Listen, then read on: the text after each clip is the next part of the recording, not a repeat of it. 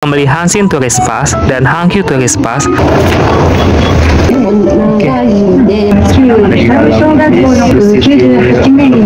Atau Masjid Kobe letaknya nggak jauh dari sini sih. Ini adalah masjid pertama dan tertua yang ada di Jepang.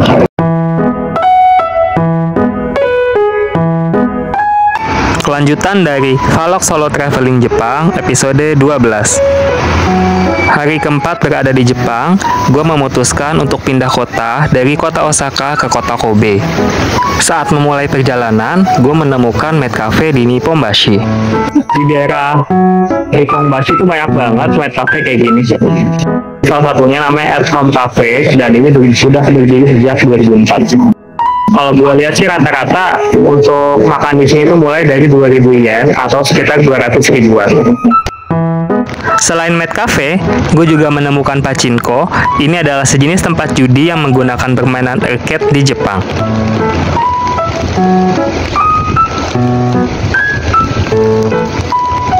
Sebelum pergi ke Kobe, gue pergi terlebih dahulu ke Hankyu Tourist Center yang terletak di stasiun Osaka Umeda untuk membeli Hanshin Tourist Pass dan Hankyu Tourist Pass dengan masing-masing harga sebesar 700 yen. Hanshin Tourist Pass adalah pas perjalanan bagi turis untuk pergi ke berbagai tempat yang dilalui oleh Hanshin Railway. Sementara Hankyu Tourist Pass adalah pas perjalanan bagi turis untuk pergi ke berbagai tempat yang dilalui oleh Hankyu Railway. Dengan membeli Tourist Pass, gue bisa melakukan perjalanan ke kota lain di Jepang dengan biaya yang lebih hemat. Berhubung gue ingin menggunakan Hanshin Tourist Pass, maka sekarang gue mencari Hanshin Railway di stasiun Osaka Umeda. Di sana, gue akan pergi naik kereta menuju stasiun Kobe Sanomiya.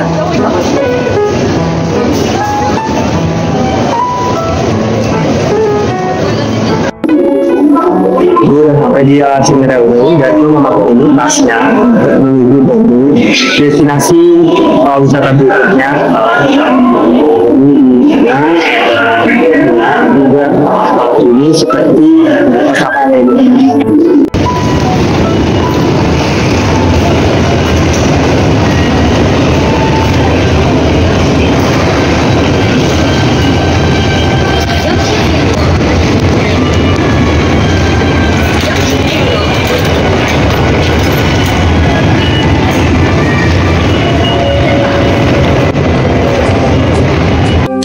Jadi mau ke Kobe. Jadi Kobe ini kota pelabuhan. Vibes-nya agak beda karena katanya ada unsur western gitu dia. Karena dulu berbagai negara mampir ke Kobe.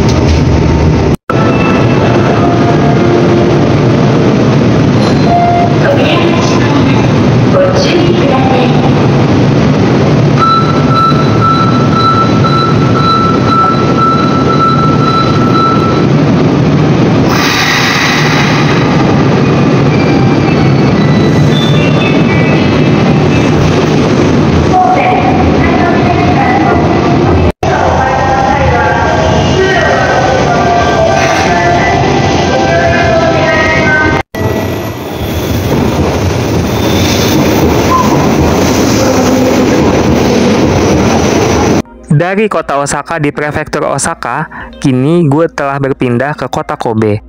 Kota ini adalah ibu kota prefektur Hyogo dan salah satu daerah yang terletak di wilayah Kansai.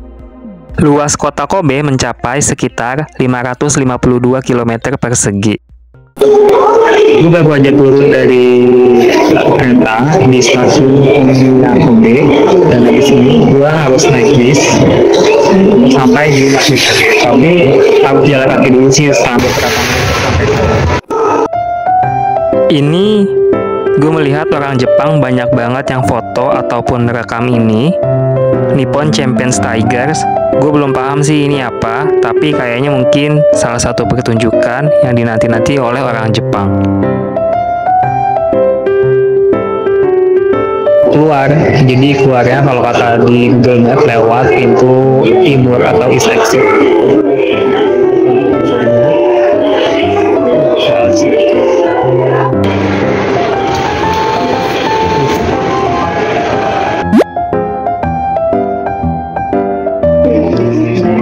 Kita sampai juga di Kobe Tourism Information. Jadi di sini kita bisa mencari berbagai informasi seputar pariwisata di Kobe.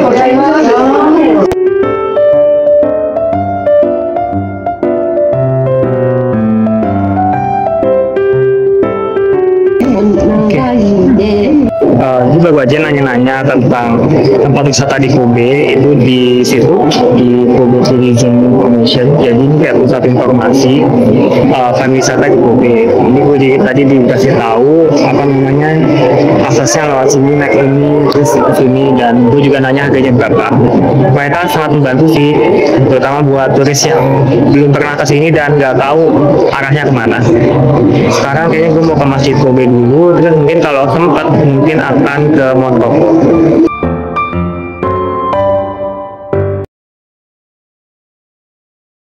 Sekarang gue lagi nyari bis nomor 7.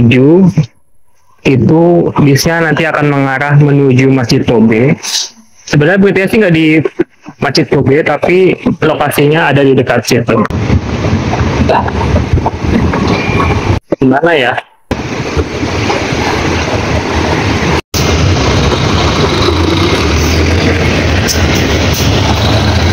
Di Kobe, terdapat Kobe City Loop Bus.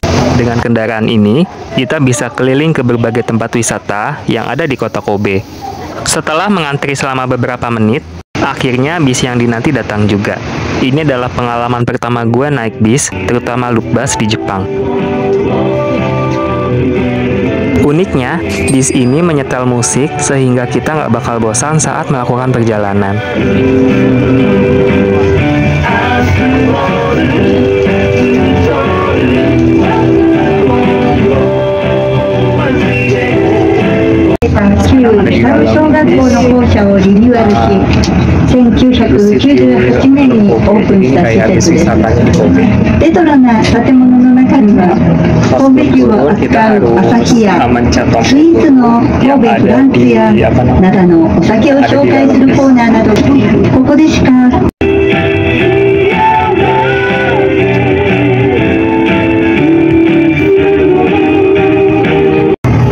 Oh ya, nggak perlu takut nyasar ya guys, soalnya City Loop Bus Kobe dilengkapi dengan seorang pemandu. またこちらから徒歩15分から20分ほどで北の異人館へ行くこともできます。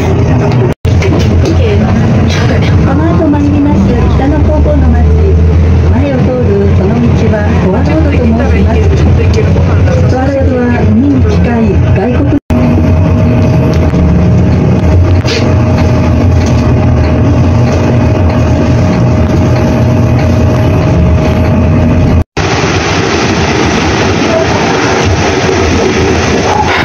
Akhirnya sampai juga di pemberhentian, namanya tuh Kitano Meiser Garden. Jadi pemberhentiannya.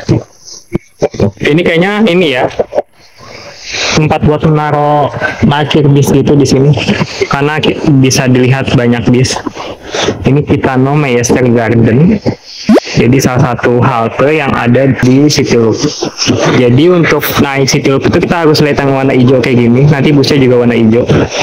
Nah dia bisa muter-muter terus sesuai rute. Jadi nggak ada tujuan awal dan tujuan akhir karena dia loop terus berputar. Tadi gue naik dari nomor 7 yang ini ke nomor 8 yang ini. Jadi berhentinya di sini, dan Kobe Mosque itu atau Masjid Kobe letaknya nggak jauh dari sini, si Kitano Master Garden. Gue mau sholat dulu, kan belum, dari tadi belum sholat. Ini si tulupnya warna hijau.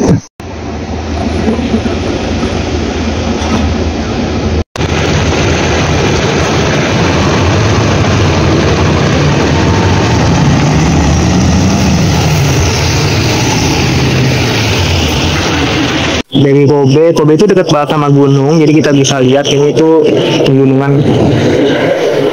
Dan vibes-nya tuh beda banget dengan Osaka, kota Osaka. Kayak apa ya, Kobe itu kayak lebih klasik gitu sih menurut gue.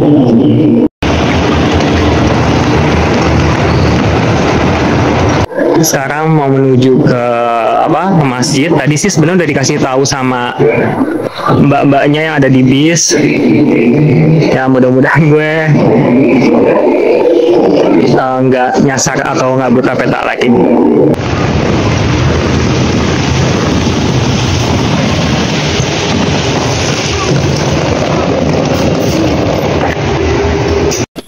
Jadi guys, itu lihat kayak pegunungan gitu ya di depan.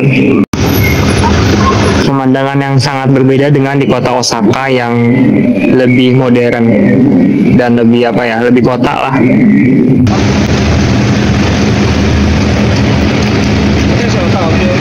Lihat kabutnya banyak banget di situ. Sini aja udah dingin ya, apalagi di sana pasti lebih dingin lagi.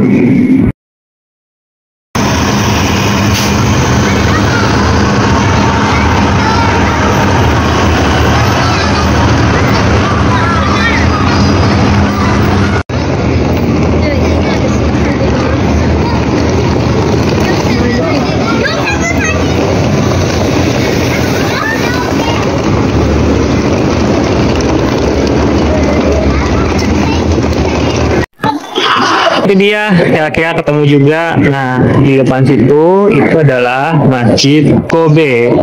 Ini adalah masjid pertama dan tertua yang ada di Jepang. Jadi sebelum ada masjid-masjid lain yang berdiri di Jepang, masjid ini yang pertama kali berdiri.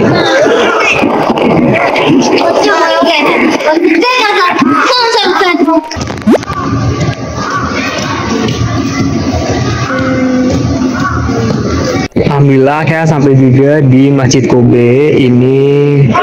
Ya nggak nyangka juga sih akhirnya bisa sampai sini.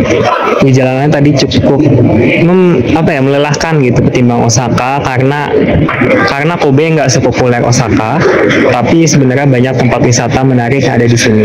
Jadi masjid ini dibangun pada tahun 1935, bahkan sebelum Indonesia merdeka. Masjid ini tuh punya banyak cerita hingga akhirnya ia bisa berdiri sampai sekarang. Sekarang gue mau masuk dan sekalian juga menjalankan ibadah. Di seberang Masjid Kobe ada toko makanan halal, produk halal, namanya Madinah Mart.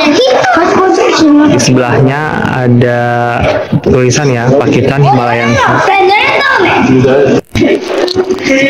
Dan di sebelah Masjid Kobe itu ada Islamic Cultural Center. Jadi ini pusat kebudayaan Islam yang ada di Kobe. Mungkin kalau orang Jepang, orang Kobe terutama mau masuk Islam, mau belajar Islam, mungkin di sini tempatnya kali ya.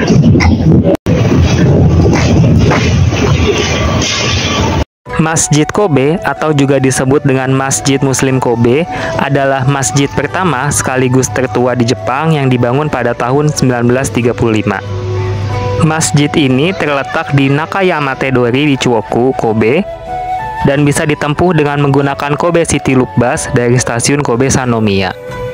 Pembangunan masjid ini didanai oleh sumbangan dari Komite Islam Kobe dan dimulai sejak tahun 1928 hingga 1935. Donasi ini berasal dari para Muslim India, Tatar, dan Turki yang tinggal di sekitarnya. Masjid Kobe didesain oleh arsitek asal Ceko, yakni Jan Josef Svager dengan gaya bangunan ala Turki tradisional. Masjid Kobe terdiri dari 3 lantai. Berdasarkan sejarah, masjid ini sempat disita oleh Angkatan Laut Kekaisaran Jepang pada tahun 1943, sebelum akhirnya berfungsi sebagai tempat ibadah lagi. Saat Perang Dunia II yang berlangsung pada 1945, kota Kobe sempat diserang bom. Yang menarik, Masjid Kobe tetap berdiri utuh padahal bangunan-bangunan di sekitarnya hancur luluh lantak. Bahkan, konon masjid ini disebut menjadi tempat berlindung para tentara Jepang.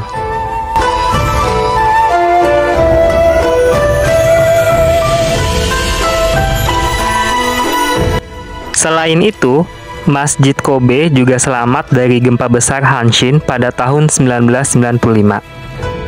Di saat lebih dari 6.000-an jiwa meninggal dunia dan banyak bangunan yang hancur, Masjid Kobe justru mampu bertahan dan berdiri tegak dari dahsyatnya guncangan gempa.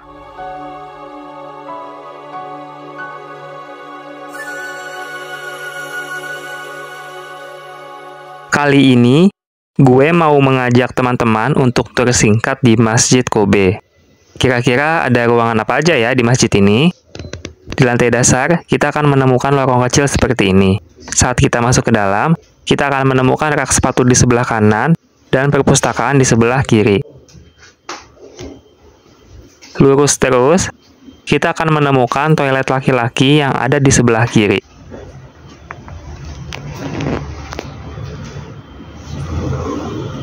Bilik sebelah kiri adalah bilik khusus toilet jongkok, sementara bilik sebelah kanan adalah bilik khusus toilet duduk.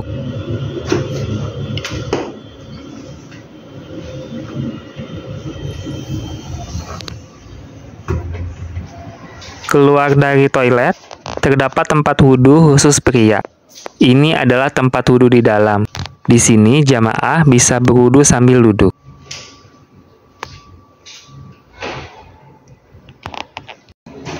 Kalau ini adalah tempat wudhu di luar. Di sini jamaah berwudhu sambil membungkuk.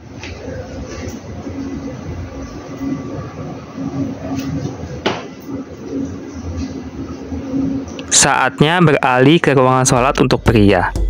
Ukurannya nggak terlalu besar, tapi cukup nyaman dan sepertinya cukup untuk menampung minoritas muslim yang tinggal atau berkunjung ke Kobe. Sekian vlog kali ini tentang kunjungan ke Masjid Kobe. Semoga bermanfaat dan sampai jumpa di vlog berikutnya.